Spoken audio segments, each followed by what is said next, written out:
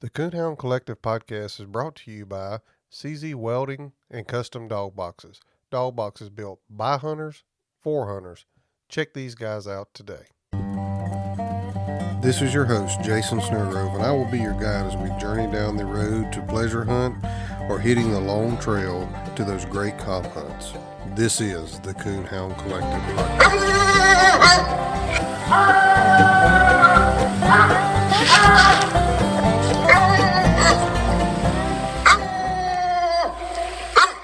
Welcome to the Coonhound Collective podcast today. Today I am joined by Mr. Terry Goforth. Mr. Terry, how's it going? Very good today. You? Oh, pretty good, pretty good. Mr. Terry, why don't you go ahead and tell us a little bit about yourself and where you're from? Well, I'm from Bradford, Illinois. Oh, I'm going to be the big 57, and just getting older, and do a little concrete work on the side, and run these dogs. Yes, sir.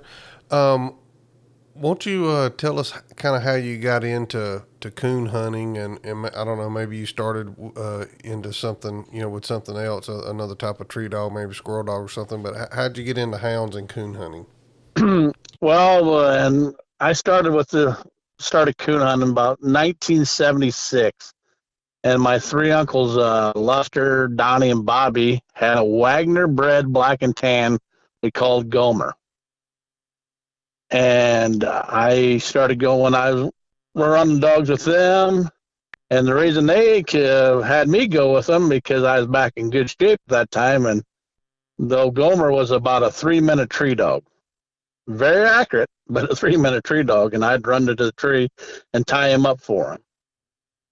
And that's basically how I got started in the dogs. And then I went down to Wyoming, Illinois, just 14 miles south of us, and I ran into two guys, Gordon Sutton and Roy Grant.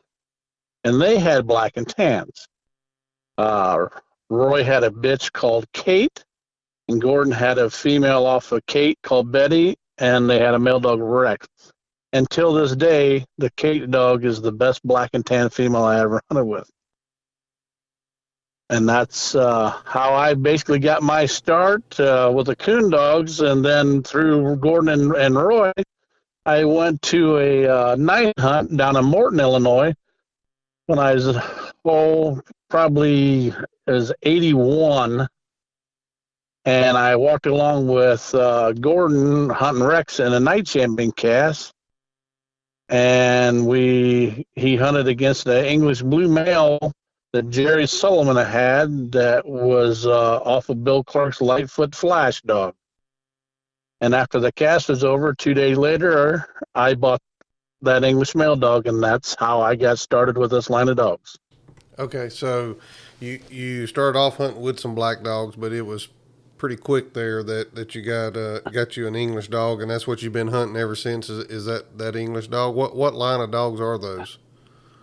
Well, Bill Clark was from Evansville, Indiana, and he had the Lightfoot dogs.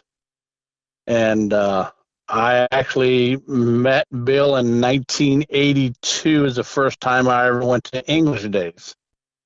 And I met him. Actually, I seen the ad, and I called the man, and I met him in English Days, and Bill and I hit it off, and we was close all the way up until his passing a few years back. Okay.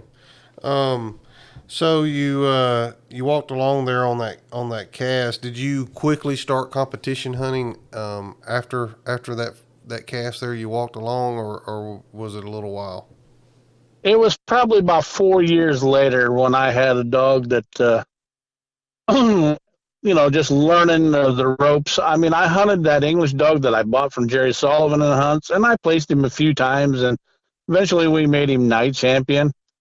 But actually, seriously hitting the hunts pretty regular, it was probably, I'm going to say about 88. Okay.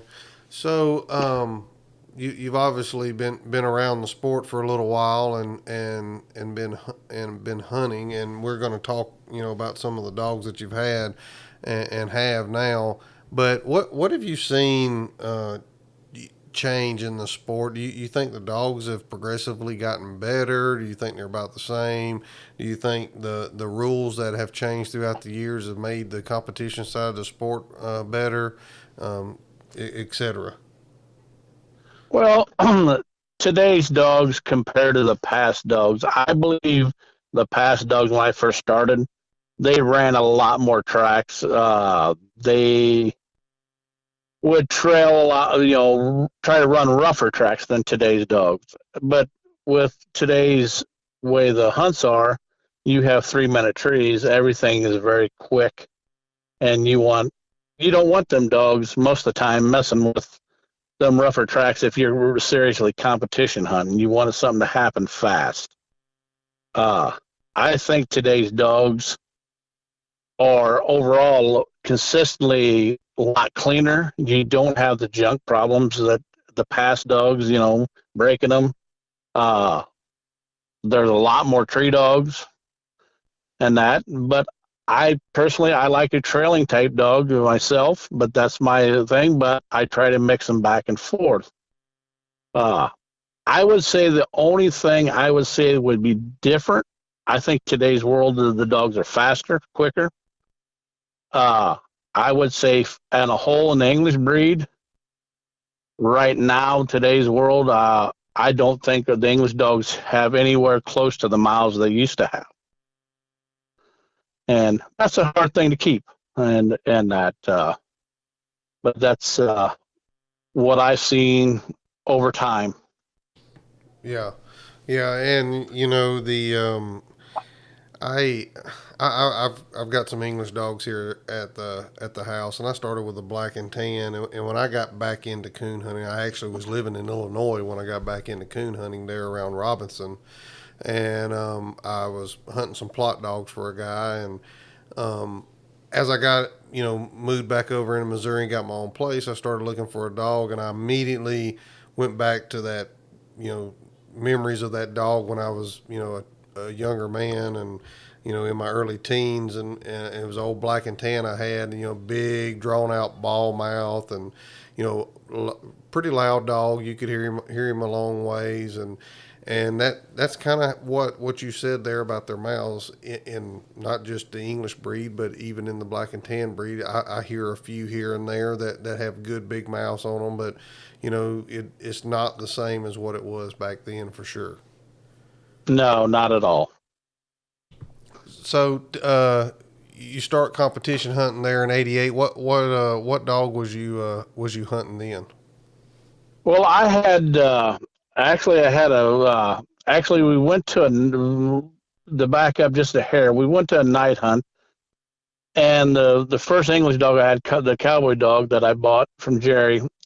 We just got his first place win on him, and we had him tied out to a fence, and he ended up breaking the lead on the fence when we was in there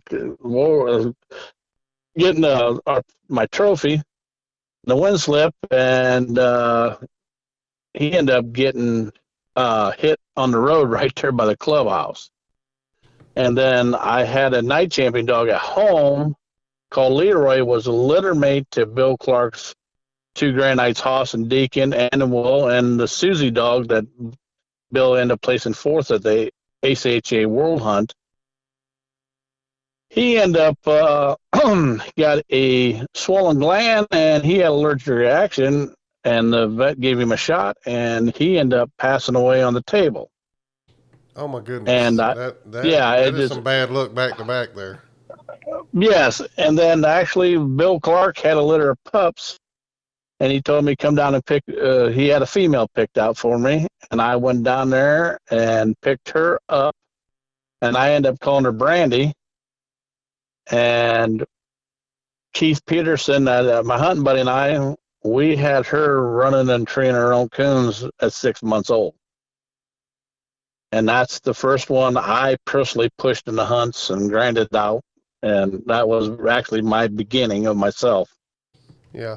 So just from what I'm hearing there, do you hunt predominantly UKC or do you dabble in PKC as well? A little bit of PKC. I did a little bit more 10, 15 years ago, and I've never been a big PKC hunt. But just because we got to drive so far up here, there's not very many clubs. I mean, really, for us to get into PKC country, we got to drive 2, 3 hours south of where I live to get into a lot of PKC hunts. Right, right. So you're hunting Brandy there. What some of was there any big hunts there that she won while you were pushing her there? No, I mean, I ran her at Oaks. I ran her at the World Hunt, and and back and I hunted her English days.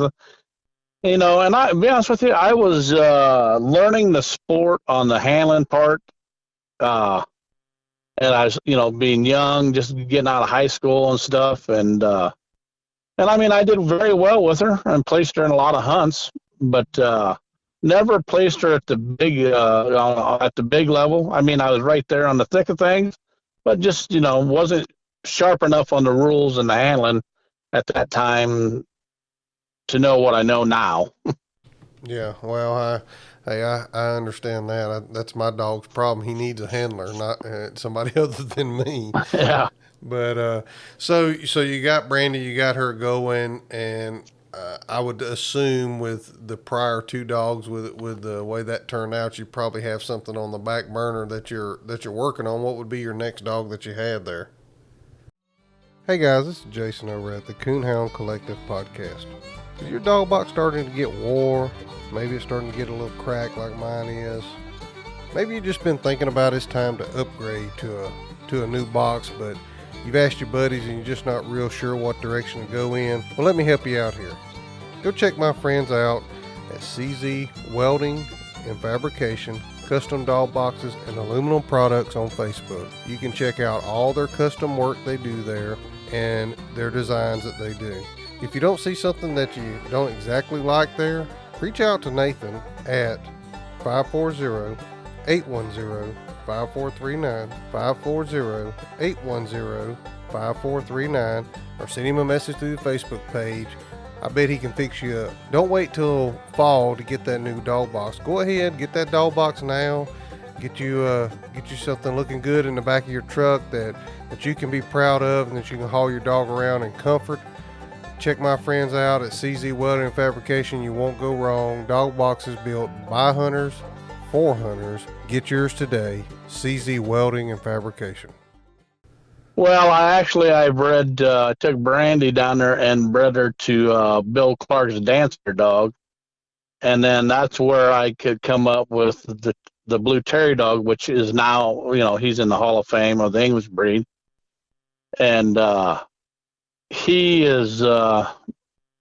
taught me a lot, and I mean, I wish you could turn time back because I wish I'd love to have him today's world because I could have won big with him. He's the only dog I've ever owned that was a one-bark tree dog, no matter what. And but that was my next one I pushed, and then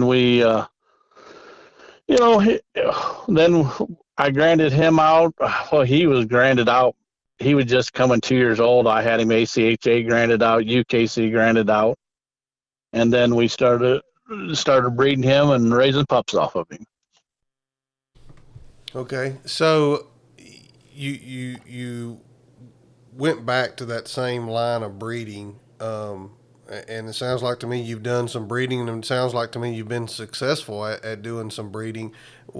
Was there any other lines of English dogs that you reached out to pull something in that you thought would benefit what you were looking for? Well, yes, I've tried to brought in a lot of different lines. I guess the way I do it, I see I put the dogs where my dogs are strong at or what they're weak at, and that's what I go looking for to complement and see if I can get the balance. I have brought we've run into some of the Rocky dogs, and some of them crosses work great. Uh, we end up bred a Rocky female, and we come up with, and I promoted the granite called Red off of that, and won English days and stuff with him. But his big issue when I bred into the Rocky dogs, I lost the mouth on them. I've bred some females to Wilcox's dogs and come up with nice dogs, but they didn't have the hunt drive that I wanted. Now, lately, what I've done is we've run in, and actually, I've run in some the trailer line of Doug Nesters and that, and even some of Shane Cannon and the Ace of Briggs stuff, and brought those in the Main Street and mix match, and it's been very successful for us. But I believe you have to reach out somewhere. You can't keep packing it in, otherwise. I don't know. You can't be kennel blind. There's so many good dogs out there. You got to go look at them. Yeah, and I would agree with you there. I'm no breeder. I've bred a few dogs, and I'm trying to learn as I talk to people with this podcast and people that I've met. I'm trying to learn about breeding and what you need to be looking for and what to try. But I think one of the most important things is what you said there at the end. You can't be kennel blind. You got to look at what the dog can do for you, and not so much the person behind the dog, but what that dog's doing and how it's performing and how it can benefit your kennel, in my opinion, anyway. Oh, 100%. So, what other dogs through there did you have that you were promoting, and some of the stuff that you won there? Well, we won. We had the a female off of Terry that we called BA. We end up winning Queen at English Days with her, and like I said, Red won English Days up at Portland, and then I placed Red at Autumn Oaks, and then I bought Red's mother was Hard Time Annie, where the Rocky line, and then I placed her at Autumn Oaks.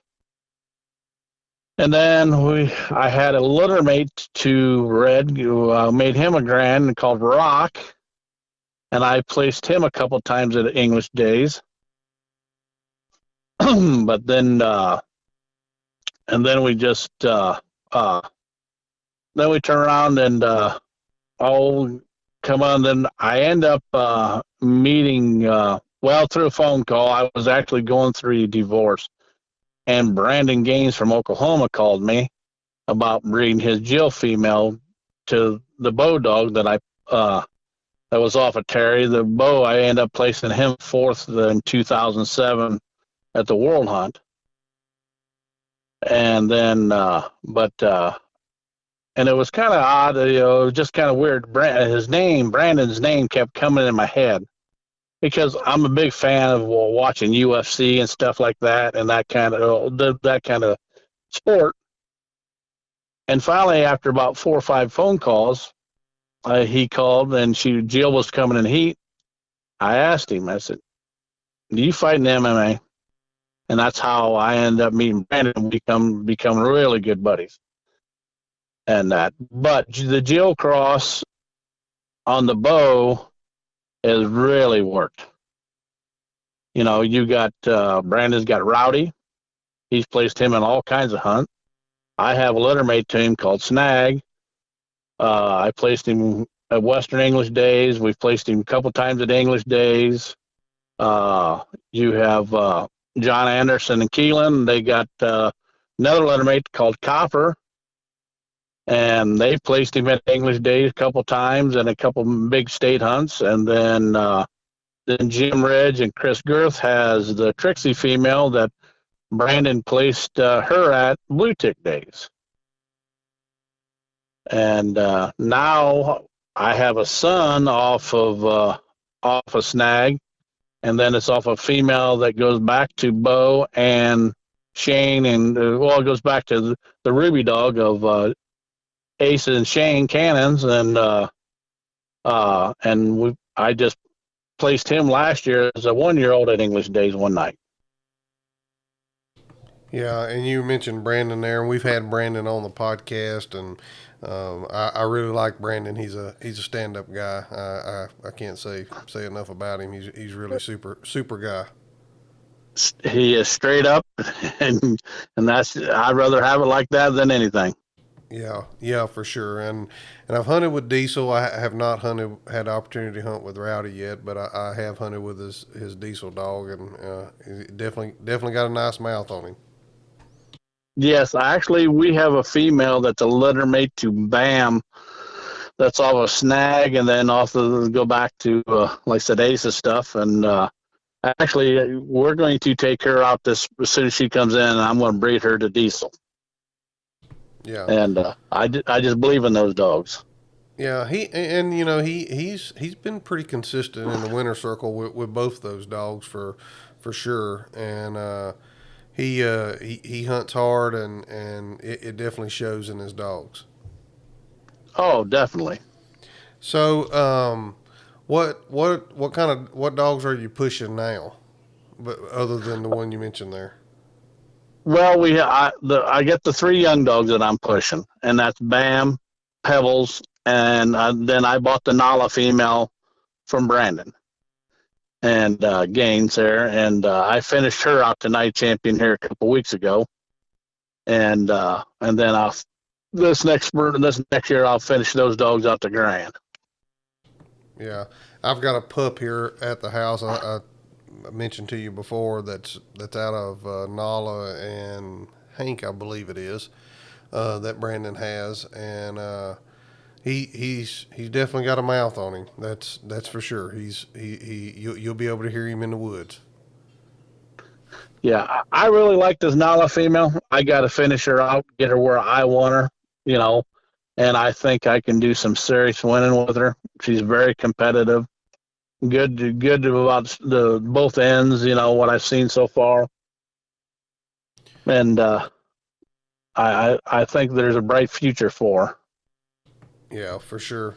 You mentioned here a couple litter of puppies and raising some puppies and getting them started. And I don't want you to give any of your trade secrets away, but for somebody that's out there listening and maybe they're at a point with a puppy that they're frustrated and don't know what to do, what's some of the techniques that you use to push through and kind of get that young dog up and going? Well, I believe that they will tell you when they're ready. All pups mature different, and I mean, some start early, some start a little later.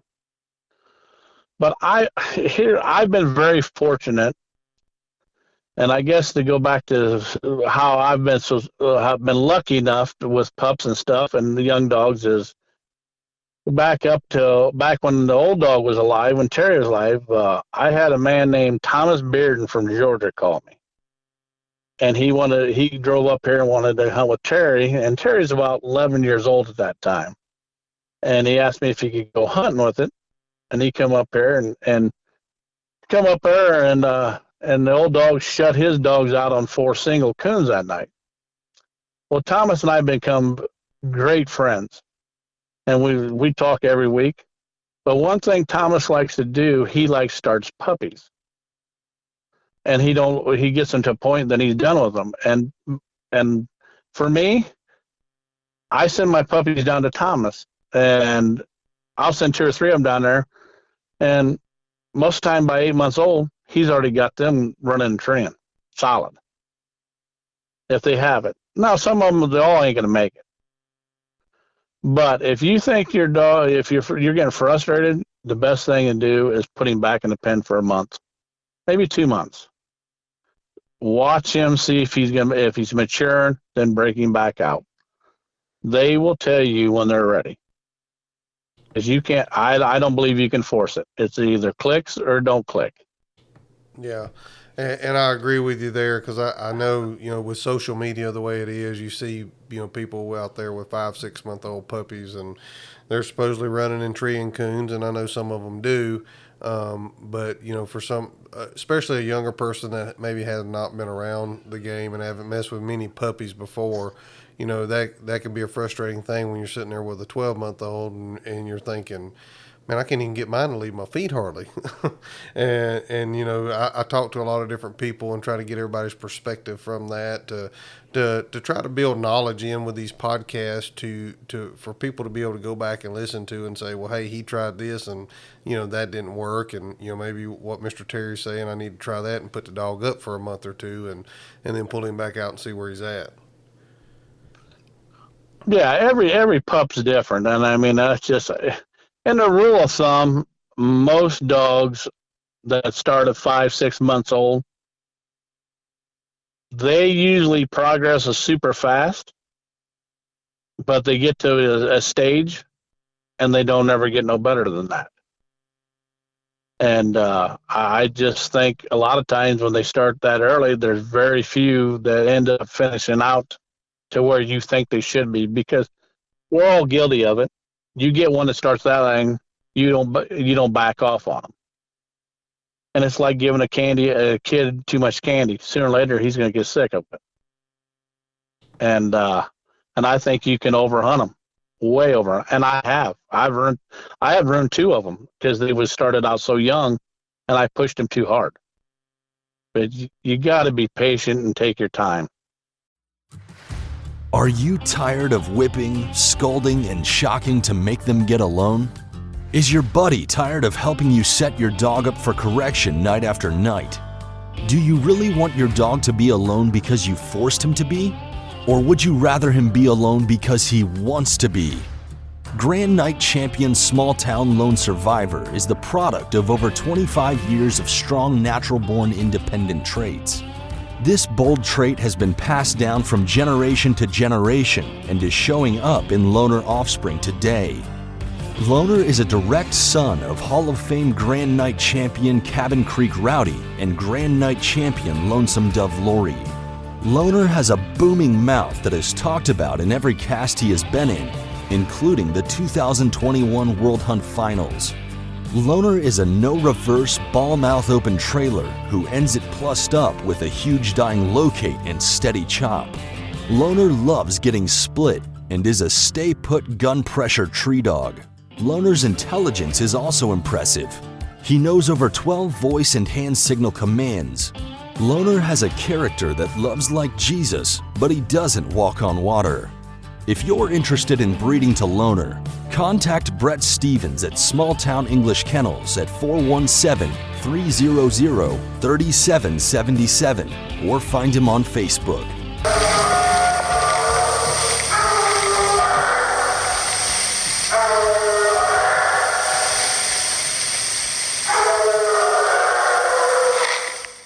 If you're interested in running a stud ad for your dog here on the Coonhound Collective podcast, reach out to us at thecoonhoundcollective@gmail.com. Send us a message through Facebook or Instagram, and we'll be glad to get with you to get you an ad built and get you pricing on all of our ads. I'm glad you said that, because you're about the third person I've heard say one that starts early. You usually put the hammer to them, and you're hammering them pretty regular, and you kind of, I guess, after it hits a plateau of this is as best it's going to be, and I guess becomes almost like a burnout to the dog. So in my thinking, and obviously you said you've run two from that, so you probably have some knowledge with this. You see one starting early, it's exciting. It would be exciting for me to have one starting early. What would you recommend? Would you recommend hunting that dog some and putting it up, hunting it just a few times a week and not pushing it so hard to keep that from happening? Well, my best advice from my own experience, when you get one that starts like that, no more than 2 or 3 nights a week until he's about 14, 15 months old. Then you can start picking up the pace. Both of the ones that I had that blew up on me, they was both running and training. One was 6 months, one was 7 months, and they was solid. Well, doing what they want. But I was hunting them 5, 6 nights a week. And when they was 14 months old, they was better at 6 and 7 months old than they was 14 months old. I just think you just burn them up, and you're better off two, 3 times a week, and watch the weather. Don't put them out there with full moon. You want them to succeed, not fail. And I've guilty in the past of taking them out and they failed, and it's my own fault. You just got to coach them along and bring them along. And I believe 2 to 3 days a week, that is more than enough for a young dog. Yeah, I agree with that, and you know, like you were talking about there, the full moon and stuff. Right now, we talked about this before we hit record about it being so dry. I mean, it's super dry where I'm at, and you mentioned that as well. And I've got some young dogs that I really need. The one that I mentioned there out of Nala, I really need to have him in the woods, but at the same time, I don't want to, like you said, put that dog in a situation where I know it's going to be tough on him, and I know he's going to have a greater possibility of failing than succeeding, for sure. Yes, I mean, you want positive, you don't want negative. Yeah, and with tracking conditions the way they are right now, it's just it's rough on a young dog, and you have some that get in there and get it done, and some nights are better than other nights, but overall, it's not a good situation right now in my area anyway. Well, and you'll see in the fall when the leaves are falling and they're dry, that tracking conditions is horrible, and the dogs are getting frustrated. Them young dogs are trying, but there's not enough there to get them so excited where they're moving like they can when the good tracking condition is good. Yeah, for sure. I have a black and tan female here, also at the house that I was pushing pretty hard because she's really got the go in her, and I this past summer I had her and took her out and was hunting her, and she was trying to treat almost like a layup. You know, she could smell the coon, she just couldn't pinpoint it. So instead of having her, you know, I could see the frustration in her. And instead of having her so frustrated, I actually sent her to a guy in Arkansas because they can kill coons year round there, and let him put some coons on her, and it did help her. But with the tracking conditions the way they are, it's not really helping her. You know, for say right now, you know, after I got her back, I could tell that, you know, there was a little bit of change in her, but really needs some moisture to hit the ground to really get her pushed and get her finished on out. Just takes time. Yeah, for sure. As far as like training dogs, you said you know, and I've kind of seen this as a common theme around people that are successful in hunting, is they have a good group of people around them. And you mentioned that about the guy there in Georgia that you send the young dogs to. How important is it to have that connection in those friendships you built over the years to help you succeed in what you're doing now? Yeah, it's 100%. I learned back, I guess, Bill Clark told me one time, and back in his heyday, he had like 16 different guys handle dogs for him and hunted dogs for him. And I asked him, he says, you know, back then, no, you get that, you can put more out there, and you get them in the right hands, and you just sit and watch them. And I've had where mine's really cranking, and the other guy's is doing good, but he's not as far advanced. And I just think it's 100% way to do it for long. You know, for if you're going to try to keep a bloodline and your line of dogs going, more you have working together, better it's going to be. And that's what Bill Clark told me back, and Bill told me back that, and I'm going to say back in about 1983, he told me that. And he said he learned that from, from Mr. Ed Bates. He used to call him Sweet Eddie. You know, it's, Ed had all those guys hunting them dogs for him and stuff. And that's the way to go. If you can work as a group, don't let jealousy get in your way. It takes more than one person to keep everything going.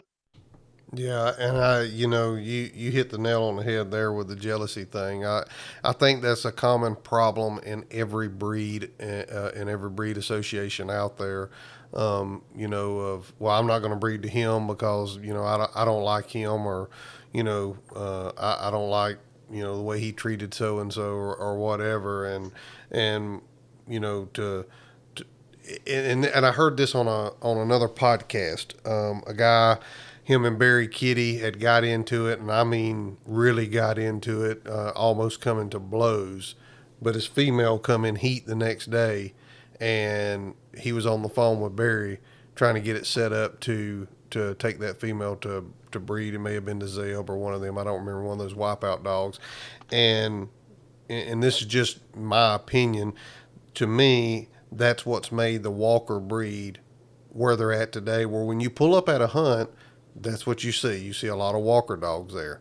They've really got out there, and they've bred and tried different crosses till they found what worked, and really pushed these dogs. And maybe you see it different, but that's what I see that has happened with a lot of these breeds. Is we've allowed jealousy to come in and not let it's held the dogs back, as well as held us back from being in the winner circle as much. Oh, it's very. I've watched it over years.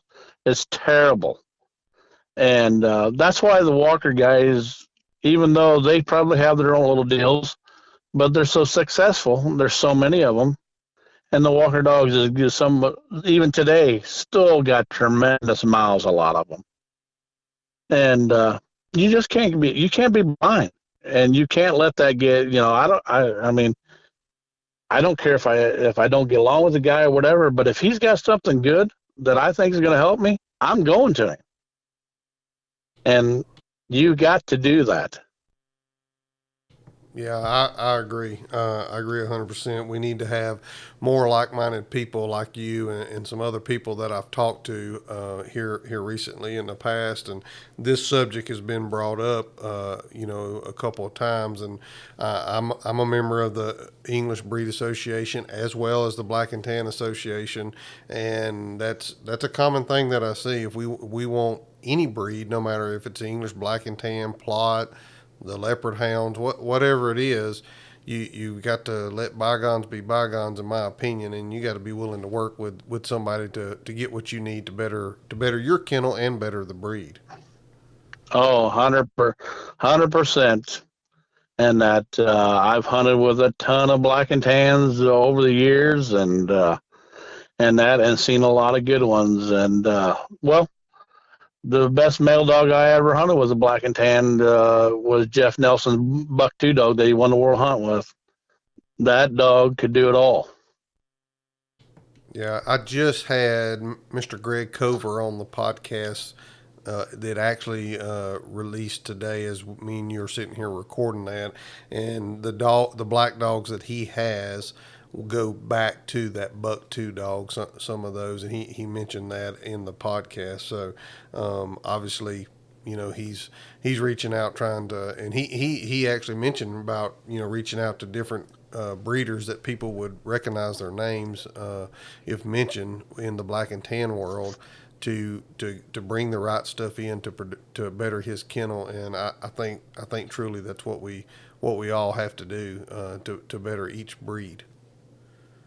Yeah, otherwise you're going to be stagnant, and that if you want to get better and be in the winning circle, you've got to reach out and put what's going to work and keep trying or whatever. I mean, that's why the Walker guy's been successful. And I mean, they've got a lot of them out there, a lot of breeders, a lot of good breeders, and the rest of the breeds got to do what they got to do to catch up. Yeah, I agree with you there. Kind of change gears here a little bit. We didn't talk about this in the beginning, but you where you live at there is kind of north of 70, if I remember right, from being in Illinois, and then kind of on the east central side of the state. Is that about right? Well, I'm 35 miles straight north of Peoria, Illinois, and I'm 15 miles off of Interstate 80. Okay. What kind of hunting terrain are you hunting in up there? Are you hunting row crop, river bottoms? What kind of hunting terrain? We like to talk about that. So everybody, like before I moved to Missouri, I lived in Southeast Alabama my entire life and never went outside of there. So I was really unfamiliar with different terrains, and I try to cover that in every podcast. Well, I can hunt. Well, we can hunt 100, 300 acre timbers with corn all around them and everything else.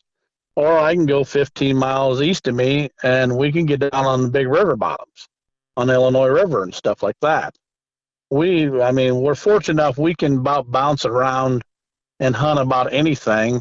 I would say the only thing we don't have a lot of, unless you can get down there on the Illinois River, is like big sloughs and swamps and stuff like that. To a lot of water where you'd dogs have to go out there swimming. Like I know that like some guys in Georgia and stuff, they hunt a lot of swamps and stuff. We don't have much of that here. But but we got a lot of farm ground and a lot of timber. But I said great big timbers are just about 15 miles east of me, and then they just go forever. So, in having that diverse areas to hunt in, do you think that helps prepare you and your dogs to be able to travel outside of your area and be successful in hunting because you can prepare them in different situations? Oh, absolutely. I think you can go to different part of the countries and your dog's uh, going to have to try to adapt. And lucky enough that most of the stuff territories I can put them in, and that my probably more my dogs is done the least is I've been out to Iowa a bunch and get stuck on fence rows and just straight ditches and stuff like that. And I don't hunt that kind of stuff, and that just throws them off. Yeah, I agree with you there. And those fence rows, they are tough. I hunted in the zones up at Palmyra, Missouri this year, and our guide took us out and we turned loose, and it's cornfield on the left, cornfield on the right, and 20, 30 yard wide strip of woods that run for a mile and a half right down the middle of it, and that's definitely tough on a dog, especially if you don't hunt one in that. Well, especially my line of dogs, that most of them are pretty independent anyway. And then I'll have one. Well, just a prime example, the granite dog, the snag dog, Leonard Rowdy. He's independent to a fault. You put him on a fence row with other dogs, he's going to do what he can do just to get away from them. And it's a big disadvantage. I mean, it's that's not going to. You may not even score with him because he's going to be too far out of your hearing. But yeah, everything's different. You got to put them in different situations. I mean, like I said, if I was going to go to a certain area down south, I'd do my research to see what kind of country, and that's what I try to hunt. Get them ready.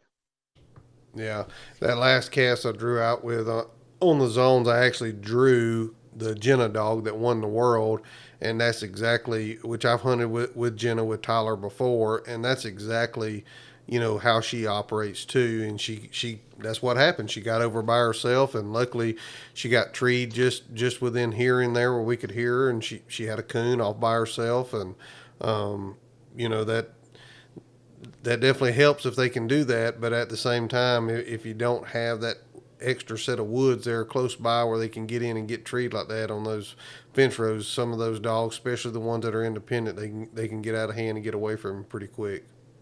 Yeah. Well, Mr. Terry, we've been at it about 41 or 2 minutes here, and Yep. I don't know if you might would have a hunting story you might could share with us off the top of your head. I know I'm kind of catching you off guard there. No, actually, probably one of the greatest things I ever could come back is when we had English days down there to Elizabethtown, Kentucky. And we had over there, we had Bill Clark, Eugene Boy, Kenny Thrasher, Jim Ridge, and we had a big powwow. We were talking. And when I was a kid, when we were just in high school, I went down there with Bill, and we'd go down to Eugene Boyd's and go hunting with a few times with Eugene, and met all these guys. And that was probably the greatest moments, because all these guys, that's put so much into the English breed, and sit there for hours talking back and forth. And Eugene was looking at Bill Clark, and then they look at me, and Eugene was giving me crap because Eugene has known me since high school, and Bill, and a great moment. And then I said, I've had a lot of luck and success, met some great people. I went up and hunted with Larry Wilcox, and Larry, you get to know Larry. Larry is a great guy,